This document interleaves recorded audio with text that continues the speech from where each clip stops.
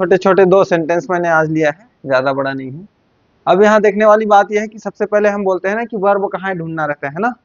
हमें कभी भी ट्रांसलेशन बनाना है तो हम क्या करते हैं, वर्ब ढूंढ लेते हैं।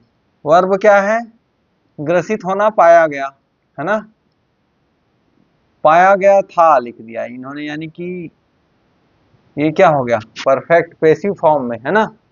आ गया था, ई गई थी, ए गए थे, यानी कि पेसिव फॉर्म में पास्ट परफेक्ट। अब सब्जेक्ट ढूंढो कहाँ है, ऑब्जेक्ट कहाँ है। सब्जेक्ट हो ना हो ऑब्जेक्ट तो होना है, क्योंकि पेसिव फॉर्म हमने बताया पेसिव है, तो फिर ऑब्जेक्ट कौन है। यहाँ से पता चल रहा है अपीलार्थी द्वारा वहन की गई क्षतियों की प्रकृति के संबंध में चिकित्सक के साक्ष्य के मूल्यांकन पर, है ना। सब जो बात हो रही है वो मूल्यांकन के बारे में बात हो रही है, और वो मूल्यांकन कहाँ किया, किसने किया, कैसे हुआ, किसके द्वारा किया गया, ये सारा कुछ आगे दिया हुआ है। लेकिन वाक्य आपका ये तो यहाँ से लेके यहाँ तक, लेकिन एक फ्रेज है, ठीक है। जैसे मैं बोलता हूँ ना, फ्रेज शुरू में आ सकते हैं और ये पूरे वाक्य को मॉडिफाई कर रहा है। वाक्य क्या है आपका, अपीलार्थी अन्य के साथ साथ दुर्घटना के परिणाम स्वरूप निम्नलिखित निःशक्ताओं से ग्रसित होना पाया गया था। और ये जो बाकी है ये सब क्या है, ये फ्रेज है, इसको बोलते हैं ना सब्जेक्ट वर्ब या ऑब्जेक्ट वर्ब का कोई कॉम्बिनेशन नहीं है, यानी कि एक वाक्य नहीं बन रहा है, उपवाक्य नहीं बन रहा है, क्लॉज नहीं बन रहा है।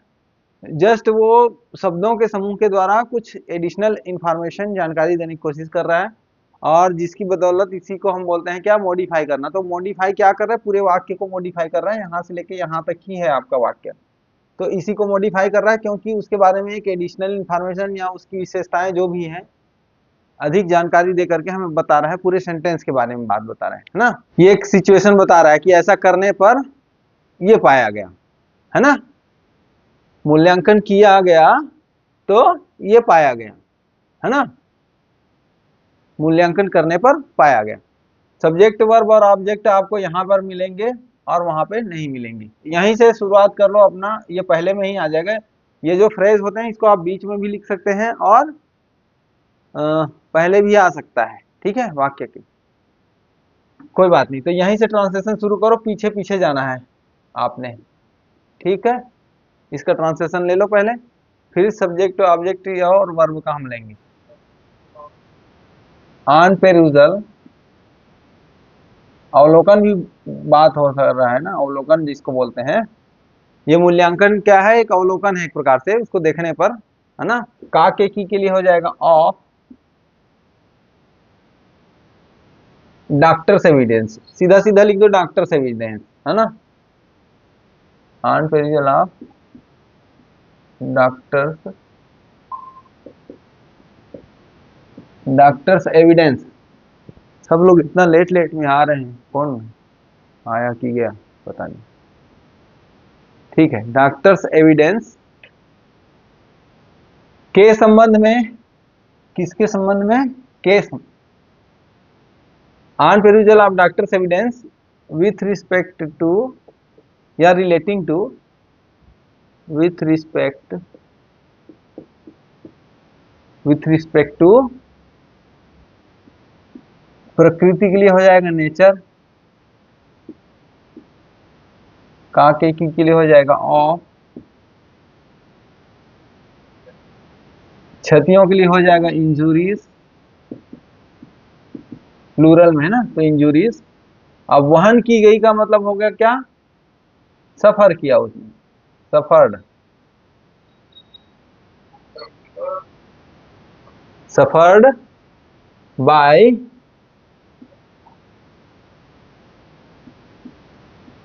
The appellant. अब देखो, अगर आप यहाँ पे सब्जेक्ट वर्ब और ऑब्जेक्ट ढूंढने लग जाते तो ट्रांसलेशन नहीं बनता, है ना। इसलिए समझना जरूरी है कि ये एक प्रकार से फ्रेज है जो अपने कुछ शब्दों के समूह के माध्यम से हमको बता रहा है कि, और ये पूरा वाक्य को मॉडिफाई कर रहा है, उसको पेरुजल किया यानी कि मूल्यांकन किया उसके साक्ष्य को, तब रिजल्ट जो आया वो है आपका सेंटेंस। यहाँ पे अपीलार्थी का अन्य के साथ साथ दुर्घटना के परिणाम स्वरूप निम्नलिखित निःशक्ताओं से ग्रसित होना पाया गया था। अब ये या तो इसको पाया गया ही लिख देता तो सिंपल पास्ट बन जाना था, लेकिन इन्होंने लिख दिया पाया गया था, तो चलो पैसिव फॉर्म में ही बना लेते हैं, क्या दिक्कत है ना। तो फिर से आ जाएगा, by the appellate, the appellate क्या आएगा, हाँ, हैड बीन फाउंड, क्योंकि इन्होंने बना दिया क्या इसको, पास्ट परफेक्ट पैसिव का, तो हैड बीन प्लस वर्ब का third form, had been found. अन्य के साथ साथ क्या है, एक प्रकार से ये भी एक फ्रेज है ना, यानी कि वाक्यांश है, जो छोटी सी बात बता रहा है किसके बारे में, बाकी जो परिणाम निकले हैं उसके बारे में। Had been found inter alia, comma करके दे, अन्य के साथ साथ बोलते हैं तो इंटर एलिया, ठीक है, इंटर एलिया, इंटर अलग रहेगा, अलिया अलग रहेगा, ठीक है, इंटर एलिया, अन्य के साथ साथ, यानी कि बहुत कुछ और भी था उसमें, जो उनका डॉक्टर्स का रिपोर्ट था उसमें और भी बहुत कुछ था, तो उनके साथ साथ और बाकी रिपोर्ट के साथ साथ ये भी था, ठीक है, यही कहने का मतलब होता है इंटर एलिया, और बाकी चीजों के साथ साथ ये भी था, तो इसलिए बोलते हैं inter alia had been found, inter alia suffering from the following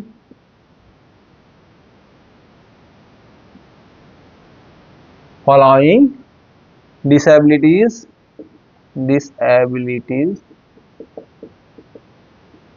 following disabilities, हाँ, एज अ रिजल्ट, परिणाम स्वरूप बोला है तो as a result of the accident, है ना, क्लियर हो गया। या आप ये एज अ रिजल्ट दुर्घटना के परिणाम स्वरूप, है ना, ये सब जो मैं ग्रुपिंग करता था पहले की क्लासों में भी, वो सब क्या है, वो छोटे छोटे शब्दों के समूह है, उसी से मैं ग्रुपिंग करता था, मेरे को इतना ही आइडिया है। तो वो क्या होते हैं, वो फ्रेज होते हैं। अगर आप इस तरह से ग्रुपिंग वर्ड्स की ग्रुपिंग को जो अलग अलग मीनिंग देते हैं उनको समझ जाओगे, उसी तरह से ग्रुपिंग करोगे तो आपको बन जाएगा। या आप इसको पहले भी ले सकते हो, दुर्घटना के परिणाम स्वरूप, है ना, इसको हम क्या कर सकते हैं, पहले भी ले सकते हैं, as a result of accident the appellant had been found inter alia suffering from the following disabilities, ऐसे भी आप कर सकते हैं, है ना, समझ रहे हो कि नहीं। ये जो है इसका ट्रांसलेशन आप पहले भी लिख सकते हो, with respect to nature of injuries on perusal of doctor's evidence with respect to the nature of injuries suffered by the appellant, यहाँ पे आप इसको डाल सकते हैं, suffered by the appellant as the result of the accident the appellant had been found inter alia suffering from the following disabilities, ऐसे भी लिख सकते हैं, ठीक है। और जब फॉलोइंग डिसेबिलिटीज बोलते हैं तो फिर उसके साथ में ऐसा होता है, ए बी सी डी करके जो भी डिसेबिलिटीज रहेगा उसके बारे में बताया जाएगा। दूसरा वाक्य क्या है, यह इसलिए इस न्यायालय के संवैधानिक पीठ के उपर्युक्त विनिश्चयों में अनुपात से स्पष्ट है, हाँ, ऐसे भी लिख सकते हैं देयरफॉर या इट इज देयरफॉर भी लिख सकते हैं, देयरफॉर ऐसे भी लिख सकते हैं, देयरफॉर इट इज, अगर आपने सब्जेक्ट के पोर्शन में ये इट लिया है तो वर्ब आपका फिर क्या है, ये है ना, ये मुख्य क्रिया के रूप में आ रहा है क्योंकि ये टेंस वाला वाक्य नहीं है ना, सिर्फ ये बता रहा है कि क्या है क्या नहीं है, तो इसलिए है ये सब्जेक्ट हो गया और ये आपका वर्ब हो गया।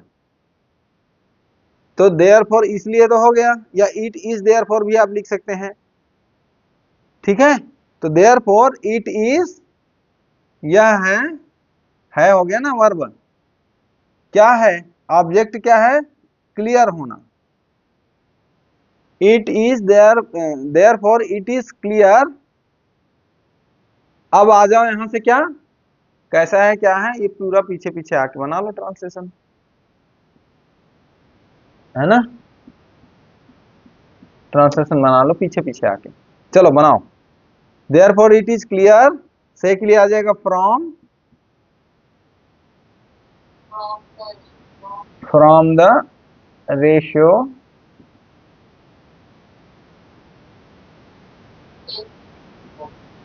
इन उपयुक्त विनिश्चय में बोलना, समझना, ठीक।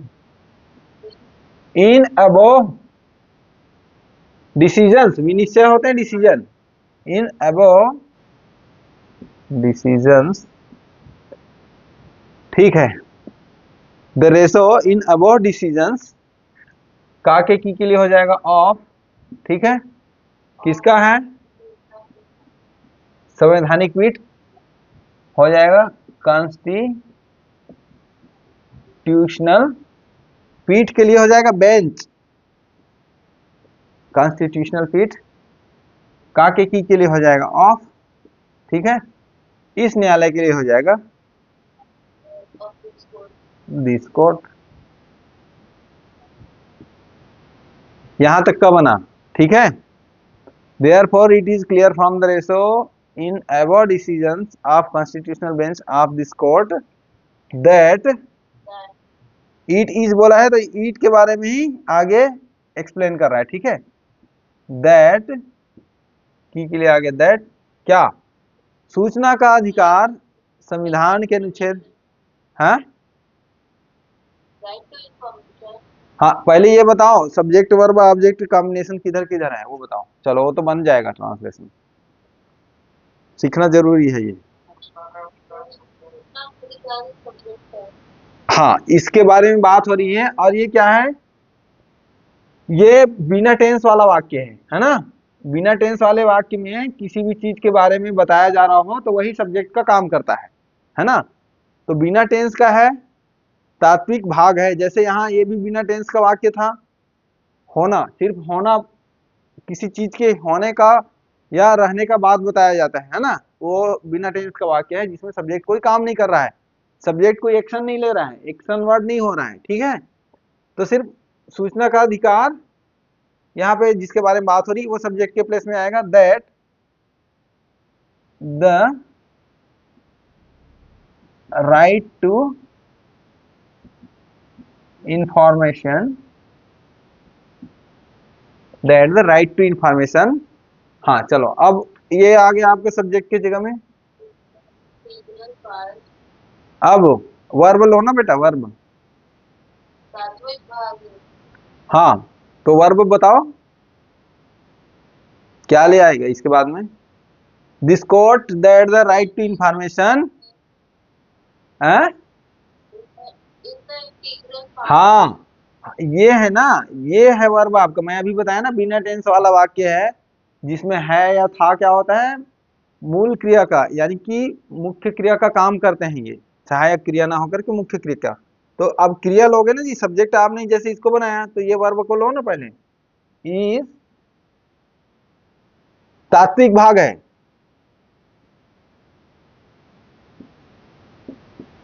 क्या इंट्रीगल, एक इंट्रिंसिक भी वर्ड होता है। इंट्रीगल मतलब तो एकीकृत होता है ना। तात्विक बोलने का मतलब तो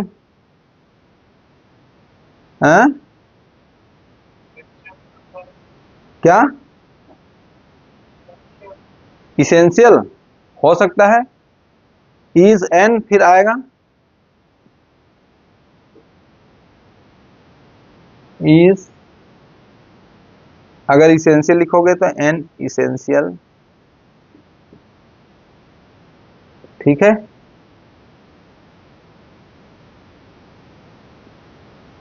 फिर क्या आ जाएगा, पार्ट।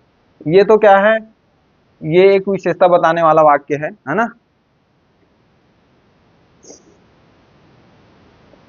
और जो भाग है वो क्या है, इज एन इसेंशियल पार्ट, काके की लिए हो जाएगा ऑफ, किसका है, फंडामेंटल राइट,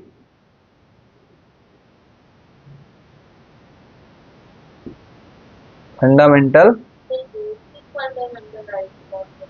है नहीं, फंडामेंटल राइट का मतलब ही तो होता है बेसिक ही होता है। Monitor law, basic fundamental. चलो ऐड कर लो बेसिक, क्या दिक्कत है।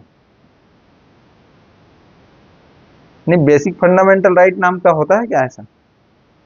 Essential part of the fundamental right, सीधी सी बात है ना। और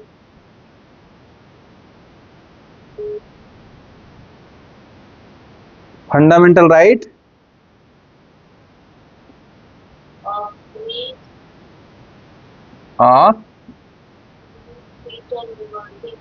हाँ, स्वतंत्र वाक एवं अभिव्यक्ति, fundamental right of free speech and expression.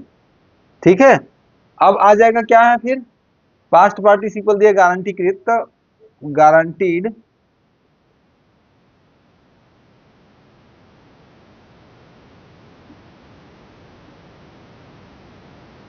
Guaranteed तहत के लिए हो जाएगा अंडर, किसके अंदर गारंटी दिया गया है, गारंटीड अंडर के तहत के लिए हो जाएगा अंडर आर्टिकल, आर्टिकल 19(1)(a) अब संविधान का है ना, ए ऑफ द